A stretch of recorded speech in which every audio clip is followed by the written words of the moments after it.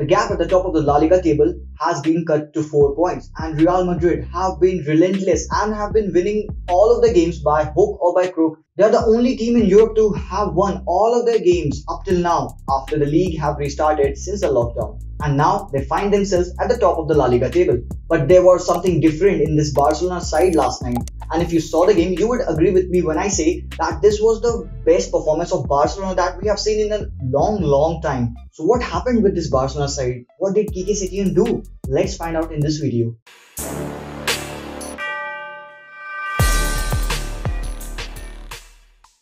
Alright, welcome back guys, my name is Zishan and welcome back to Talk Football, home of reviews, tactics and transfer talks. Like I said before, this game against Villarreal was Barcelona's finest performance in a long time. They have only managed 10 points in their last 9 league games. Perhaps this is where they actually lost their title. But assuming that Real Madrid will lose at least a few points until their final game is played and Barcelona will continue playing like this, we are ready to see an upset. So before talking about the tactics and all, let's take a brief look at the goals that were scored, and oh my god, some of them were pure delight.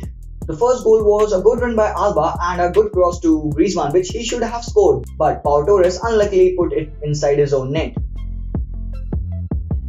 Villarreal countered brilliantly through Paco Alcácer, and Santi Cazorla's shot was palmed away and into the path of Gerard Moreno for a simple tap-in. But Barcelona were onto something when Messi controlled the long ball from Ter Stegen and brought it down perfectly, and with a few little touches slotted it perfectly for Luis Suarez, who added a delightful touch, a delightful whip to it, and into the net it was 2-1. That was an incredible finish from El Pistolero. And just before half-time, Messi again started a brilliant move and with a very precise backheel to Antoine Griezmann, whose chip was so majestic. I mean, that goal was truly incredible, and what a delightful chip it was from Griezmann to make the score 3-1. It was similar to the one that Messi himself scored in the game against Real Betis a few years back. There would have been further more goals from both Arturo Vidal and Lionel Messi, and this goal was ruled out for a marginal offside on Arturo Vidal. And to top it off, Ansoumana Fateh scored his 6th goal of La Liga this season. He smoothly cut inside Raul Albiol and slotted a smooth low shot to the near post to finish very precisely. That 17-year kid is having such a phenomenal season at Barcelona. So all of this happened. The goals were sheer perfection, but none of them tell the whole story as of how Barcelona actually played. Quique Setien finally decided to change the formation, and his system, his tactics were clearly now visible on the pitch. The gameplay was mostly so fluid and it felt like the old tiki-taka style is back because they made Villarreal run throughout the pitch. Barcelona had 70% of the possession this time, but with possession there was also penetration.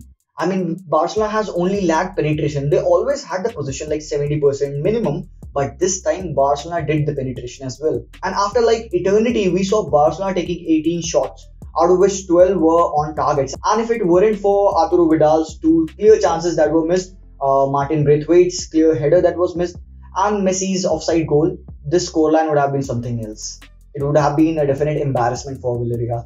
So Barcelona started with a 4-4-2 formation, which is actually a 4-3-1-2 formation with a diamond midfield with 2 strikers up front. Actually, I have always wanted Barcelona to play like this since Griezmann came. But with the lack of depth on the wings, with the absence of Dembele, with the absence of Roberto, that's why maybe Quique Setien never preferred this formation. But with the 4-3-1-2 formation, with Busquets as the base of it, and with 2 very hard-working midfielders in one, Sergi Roberto and Arturo Vidal, and to top it off, Messi with the ammunition of the free roam. I mean, just look at this midfield. This is a killer. Actually, I would prefer Riqui Puig instead of Arturo Vidal in much serious games. But Sergi Roberto as a midfielder in that left midfield position, he was so dominant. He was everywhere. He had such an incredible game. And to be honest, I was actually surprised to see him starting in the midfield position because it has been a long time. He has always played as a right back. But to finally see him as a midfielder and to deliver such a truly inspiring performance, I was so happy, and most of you will have been so happy to see him play in that role. So on paper, Barcelona were very narrow with the midfield and even with the 2 strikers. But with the industry of Arturo Vidal and Roberto, who gave the Yellow Submarine a horrendous time defending up and down on the pitch with their runs, frequent runs on the wings, to stretch the pitch, and even to make it worse, Jordi Alba was there, Smedo was there. They overlapped frequently and they literally teared the Yellow Submarines defense apart. Messi started behind the two strikers, Suarez and Griezmann. He was now in a way closer to the goal and also deep enough to make the game tick from the back. The opponents had no answer whatsoever for this so free-flowing football from Barcelona.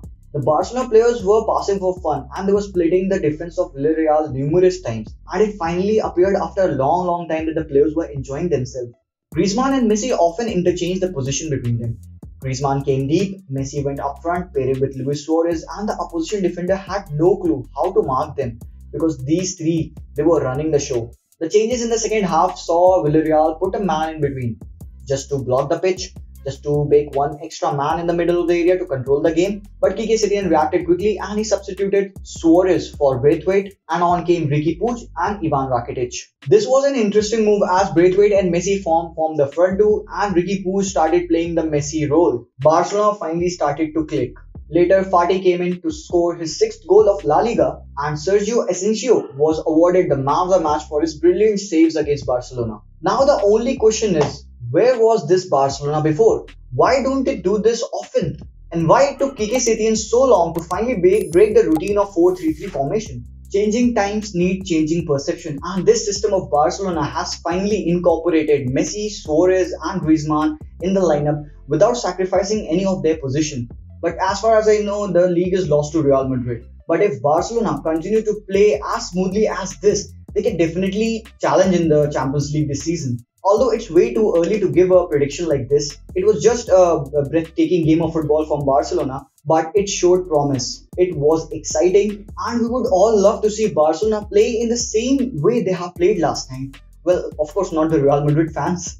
So let me know about this new system at Barcelona. Can they really continue playing like this in the upcoming games? Can they continue playing the free-flowing attacking football, which is quite a reminiscent of what Barcelona played, what Barcelona was under the era of Pep Guardiola? Let me know if you think I missed something in this video. If you want to add something to this video, I definitely love to hear from you guys.